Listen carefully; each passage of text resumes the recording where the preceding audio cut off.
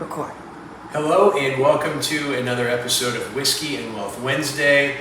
I am very excited. I'm here in Raleigh, North Carolina with my best friend, his family, Helen, Roman, Riley. It's been a great time, and we're going to actually kind of go as a supplement. Geoff. Oh, Geoff, yeah, sorry, my best friend Geoff. We should include Geoff. So tonight, I guess we're drinking, Geoff, Middleton Very Rare, Barry Crockett Legacy. It's probably the best liquor you'll ever put in your mouth.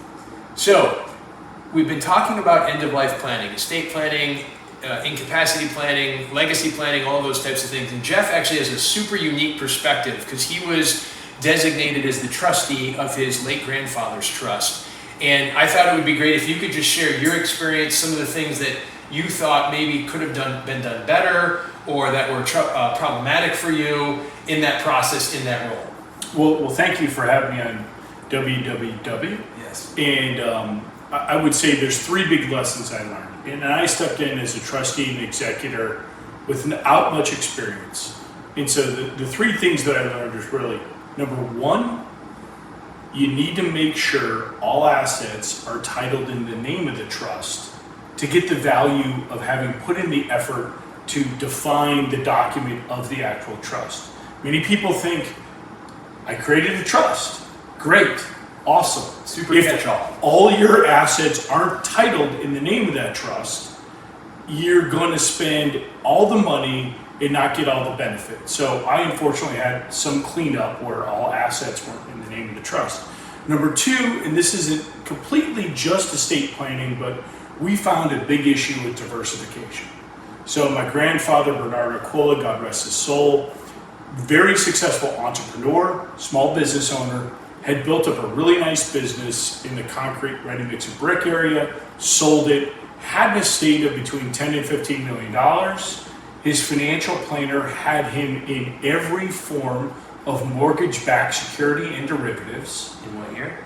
He passed away in 2009. So it was an unfortunate meeting that I had with all the beneficiaries to outline the trust and the funds flow, and they looked at me and they said, where's the rest of it? So diversification really, really matters. I know you talk with your clients a lot about that. And then the third thing I would say is my grandfather, great man, had set up a set of cascading subtrusts in a fairly complex tree of you don't get the principal, you get income, and then you pass away, it goes to your heirs, and then to their heirs. And maybe that's great if you have an enormous estate, but the administrative fees in lawyers and accountants year after year, it's 2021, we're still paying lawyers and accountants, and it just doesn't make sense for the total assets in the trust. So the third thing that I really learned is simple, straightforward, better. I love it. I appreciate you sharing your story.